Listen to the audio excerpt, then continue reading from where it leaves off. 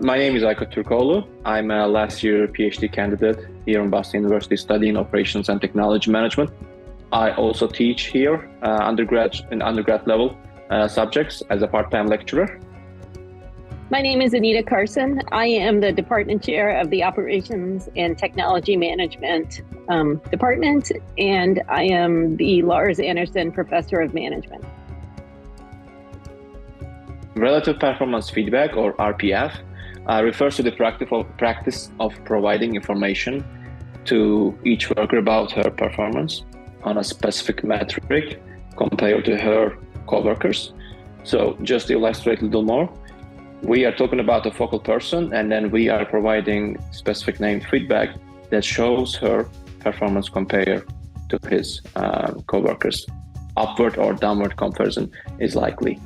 And we have different variants of that. We call it private, when the focal person only knows his or her rank in the list, and no one else could have access to the identification. That's private. And when we have public RPF, when everyone else, including the focal person and then the rest of the list, could see the identifications of each other. And we have the new version hybrid, which we investigate a bit more in detail in this research, when the top and the bottom performers are publicly available, so everyone else can see and recognize them, and then the rest of the list will remain private. So relative performance feedback has been researched in the literature quite a lot. What's novel about Aykut's dissertation is that he created a new form of feedback, which he calls hybrid. And so hybrid was designed to capture the benefits, the motivational benefits of workers who have their identity shown to be, at the top of their peer group or at the bottom of the peer group. Prior research has shown that that's quite motivating, but people in the middle would be not disclosed to their coworkers. So what the idea behind hybrid feedback was that it would not call out and shame sort of the typical worker who's going to, by definition, be in the middle of the pack. As we mentioned earlier, we have quite a literature on RPF and then the complementary tools that comes with RPF and their effects on the performance. But we have very few, if any, studies that exist on the literature that focus on the RPF, the effect of relative performance feedback on the middle-ranked workers, which is the focus of our subject. And middle-ranked workers, by definition, comprise the bulk of the workforce. Many people we can fit in the definition of middle rank. Those are neither extreme of the spectrum of having a superior performance or like a super bad low bottom ranked performance. So because of that definition, largest percentages of employees will be middle ranked, and any positive or negative change in the performance, the measured outcome, will likely have a significant effect of the company's overall performance. So that's why we thought that this is a very important subject to study and might likely have significant outcomes for the firm or the company specifically. So when we were conducting the literature review for this paper, what we noticed was that there was not a lot of studies that explicitly looked at the middle-ranked workers. And we felt that this was a very important omission from our understanding of how relative performance feedback affects the workers, because most people are going to be in the middle, right? Most people are going to be average plus or minus a little bit. And the literature didn't explicitly study this population of employees. And we felt that this was something, just because they comprise the bulk of the workforce, that would be really important to study exclusively on their own. Yes, we find quite an interesting result. We find that a commonly used management tool, which is RPF, could be harmful than beneficial to the average performance, and especially for the middle rank personnel who form the bulk of the workforce. Our results are indicating the fact that two mechanisms negative social comparisons between workers and decreased feelings of pride about the general performance are the significant drivers of these reduced performance. One, for those who get an RPF feedback that shows them in the middle of the pack. So that was quite an interesting result. Also, against the hypothesis that we provide, we were thinking maybe design in a way that we provided hybrid feedback could likely improve people who are in the middle, but the result is on the opposite direction, and then we are lucky to identify two mechanisms that help us explain the results. So in our study, we provided performance feedback to the participants. So the participants in our study completed the knapsack problem, which is a common mathematical calculation. And all that we showed them was their fictitious rank, where all participants were ranked exactly in the middle. And we did this on purpose to get rid of the known effects of being ranked high or being ranked low. So we wanted everyone to get exactly the same feedback so that our results weren't contaminated by the actual variability that people would naturally score on these types of problems. And so I want to just emphasize that in contrast to what we predicted, we found that just giving people feedback with no other information about how they could get better actually made their performance worse in the second round. So in other words, they answered a set of knapsack problems in the beginning. We gave them the feedback that, hey, you're average. And then they did a second round of these knapsack problems and their performance on average went down. And so we were actually quite surprised about this because this is in contrast to the literature, which suggests that, people should be more motivated to try to move up in the rankings. And so we're going to conduct a series of experiments where we combine feedback with giving them tips on how they actually could do better. And we're anticipating that by providing them with information about how they actually can improve their scores, with the motivation of their rank, that should have a positive effect on worker performance. But the surprising finding was just telling people that they're performing on average is actually quite demotivating for people. And I think, is important for managers to know that although they might think that giving people relative performance feedback will help the motivation of their workers, we actually find that it makes things worse. As we mentioned so far, we are studying a very common practice of measuring performance in in companies, and especially it's a common practice to use public posting of the workers' performances, like frontline workers or like physicians, checkout personnel, in public available places.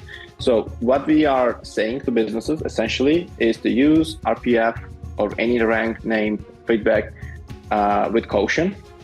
Because if you do not pay attention, or if you do not find a supplementary way to communicate productivity information, it may harm the actual performance. So maybe instead of purely communicating or providing productivity information in the form of rank feedback, add it up spice it up just a bit, provide some kind of a coaching together with the information, tips, or any other tools that is going to help worker to improve their skill in a certain degree. Example of that could be framing of feedback to avoid potential negative emotional reactions, such that it's not going to hurt employees' feelings about her general performance or skill. So, or else it's going to motivate her to seek and search for ways to improve the actual performance.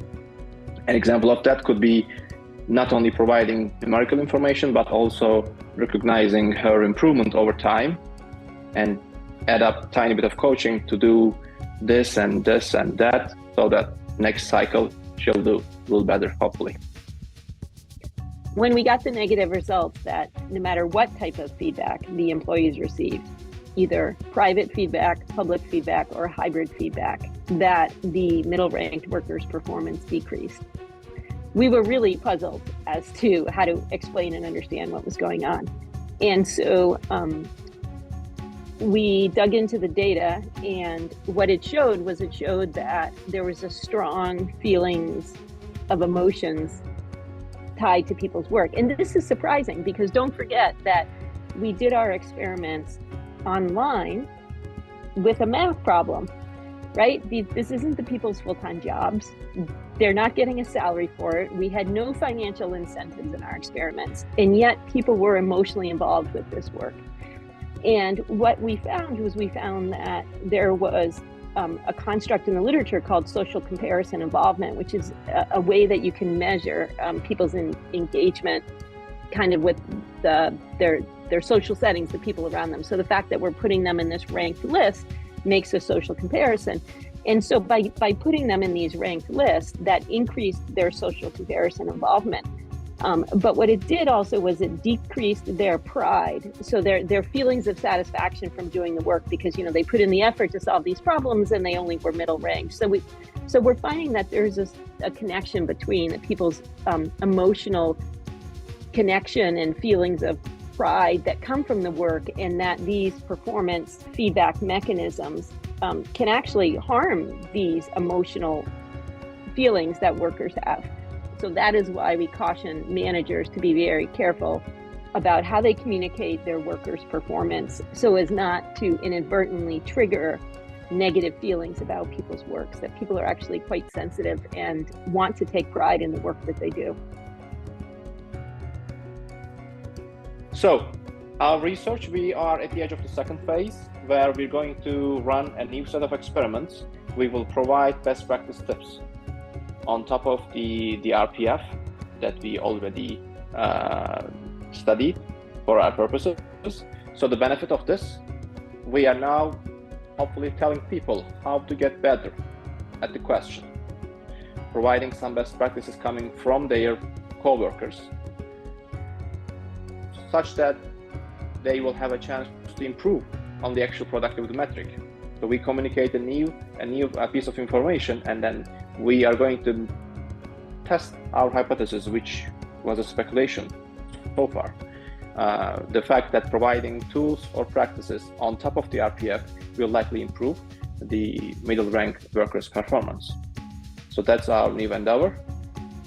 And there are many things we could do about this, but we are taking step by step and explore the potential effects and side effects of using this commonly used public feedback tool.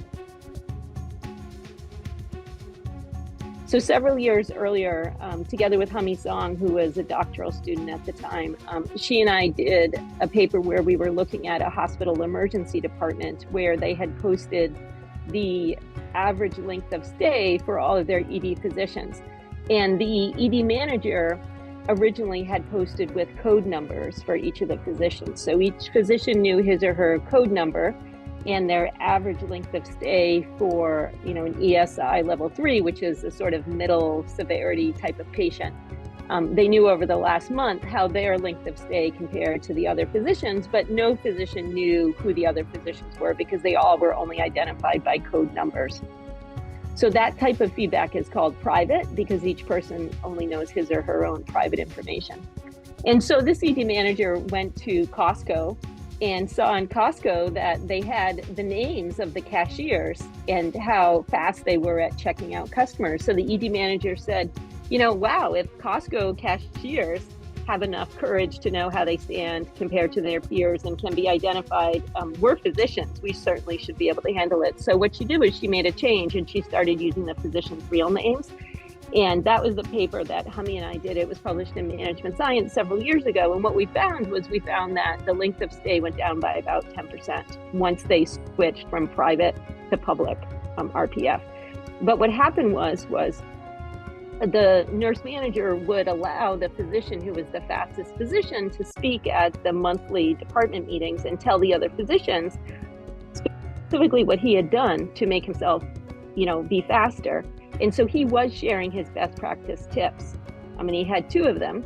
And the other thing was that before it was publicly known what the identity of the fastest physician was, the other physicians who were slower would tell themselves things like,